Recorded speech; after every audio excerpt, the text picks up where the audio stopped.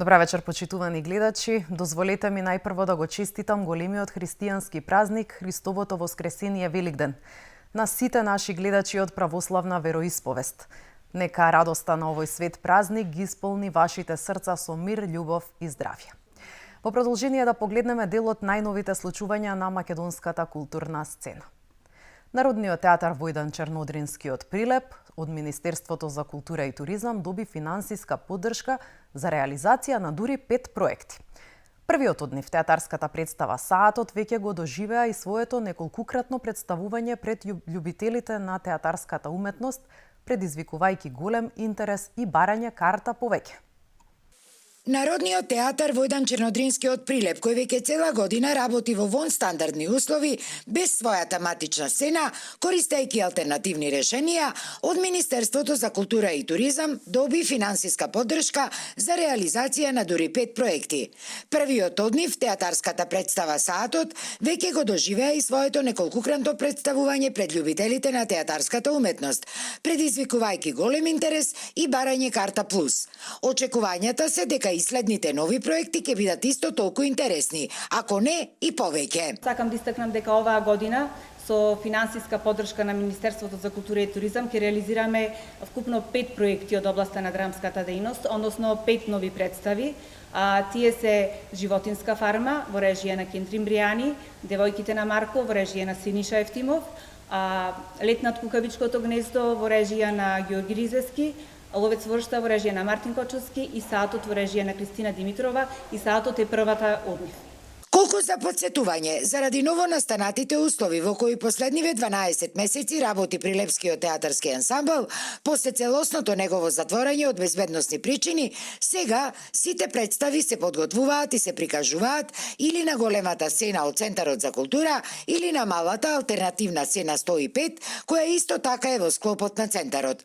Предходно и покрај ваквата незавидна состојба за работа, прилепските театарџи вистински бум направија и со култната представа Црнила од коле чашуле во режија на Дејан Пројковски, а успеа достојно да го одбележат и Светскиот ден на театарот 27 март, поставувајќи ја на сцена представата за деца Чудесниот напиток на театарот Златен елец, која беше прикажана на големата сцена од Центарот за култура Марко Цепенков. Во меѓувреме, прилепските театарџи, но и публиката очекуваат дека согласно напорите кои веќе се прават за темелна и модерна реконструкција на сега затворената театарска зграда, за скоро време театарот ќе се врати таму и каде што припаѓа веќе близу 80 години. Во галеријата Метаноја во Скопје беше отворена изложбата Исцелување на животот на академскиот сликар Томе Мишев. Во центарот на неговите композиции најчесто се човечки фигури, обкружени со динамични и драматични сцени, што отвараат простор за различни интерпретации, од сакрални и сонишни до трагични и жизнерадосни. Сликите ќе бидат 2 месеци.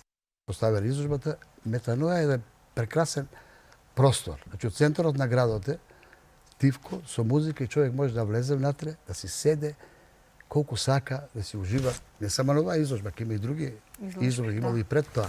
Значи, убав и организаторите, Коста и Нада Милкови, се луѓе кои не себешно, него со голем мерак го прават тоа сето.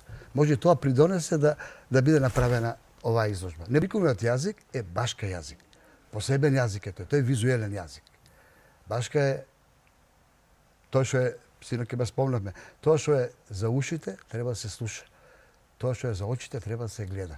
И тоа што е напишано за да биде кажано на глас, тоа е најдобро ќе биде да го каже добар говорник. За овие тоа деформацијата на ликовите. Така. Значи една слика, ја така размислување, една слика треба да биде да го има движењето. Значи да не биде да го представува времето сега, пред тоа и после. Со деформацијата бидејќи се отстапува од нормативниот лик кој гледачот го има за одредена фигура, тоа прави динамика и динамика во однос на гледачот и провокација, да кажеме со еден збор, со гледачот и сликата. Современата македонска книжевност доби психолошки трилер, каков што досега немаше. Станува збор за психолошкиот роман "Немам страв" од универзитетскиот професор Трајче Стамески, кој не само што овозможува ново искуство за македонските читатели, туку и може да допре до широкиот читателски аудиториум во меѓународни рамки. Целиот роман е направен како напишан во форма на мистерија. Таа доаѓа на почетокот во психијатриската болница, каде што незиниот сопруг е веќе починат, да ги подигне неговите работи, да ги подпише документите. Меѓутоа, меѓу тие документи одеднаш се наоѓа и еден ракопис кој што тој го напишал во последната година од животот, а не само што го напишал ракописот, туку тој го посветил на некоја друга жена, за која што таа прв пат слуша. И сега таа која што почнува да го чита тој ракопис, и сега одеднаш не знае ништо не е јасно. Значи вегува во некоја приказна на која што и самата се чуди дали воопшто припаѓа. И тука романот не вегува во онаа мистерија од типот на криминален тип на нарација, туку вегува во онаа психолошка, екзистенцијална, да речам, мистерија од типот која е оваа жена, дали е вистинска, дали постои, дали не постои. И сите тие прашања на сомнеш ќе ги има и читателот. И фактички мислам дека тука е една од мајсториите на овој роман, што цело време читателот се бара еден вид на соработка од читателот да ги поврзува елементите на запветот за да сваќа да разбере дали таа жена навистина постои или не постои. И целиот роман на некој начин е напишан на тој начин така што го држи читателот во неизвестност. И мислам дека дури до последната страница не може да се предвиди романот. Тоа беше се што ви подготвивме за денешното издание на Вестите од културата. Останете во добро расположение. Од мене пријатно до следниот викенд.